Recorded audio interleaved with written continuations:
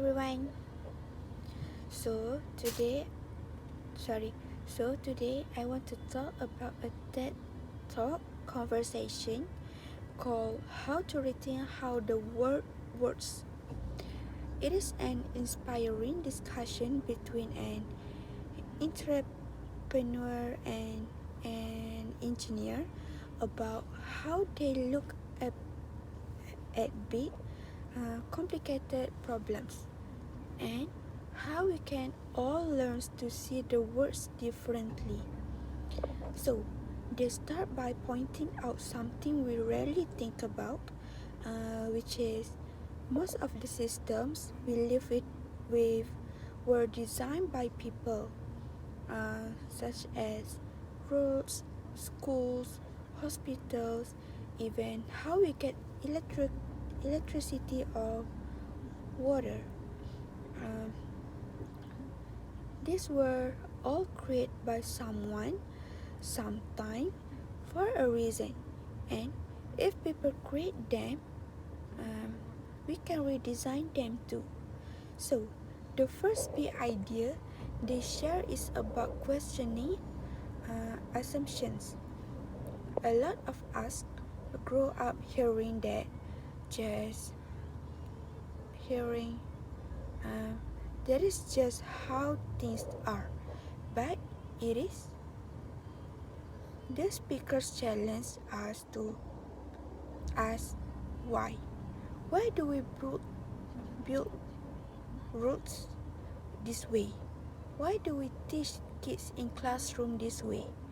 Why do we pay for things this way? By asking why, we often find that the way things work is not natural or inevitable. It is just a choice that was made long ago, and if it is just a choice, we can make a new one. So, they also talk about the power of seeing systems instead of just individual problems. Uh, so, just imagine,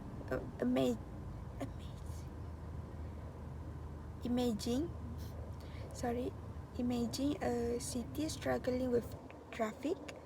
At first, you might think the solution is just to build more roads, but when you zoom out, you might see that the traffic is also connected to where people live, how much public transport there is, and how far jobs are from homes. Um, by looking at the bigger pictures, you can find smarter solutions. Maybe improving buses or bikes works better than just adding roads. So, another part of rethinking the world is experimentation. You don't have to solve everything perfectly on the first try. Instead, you must try small tests, a pilot project, a new idea on a small scale, and see what works. See what works on it. If it fails, that's okay. Failure is information. You learn from it, improve the design, and try again. Next, they explain that many of the most innovative solutions that we have today, which is in technology, healthcare, business, it came from people who were willing to test things, fail, and keep going.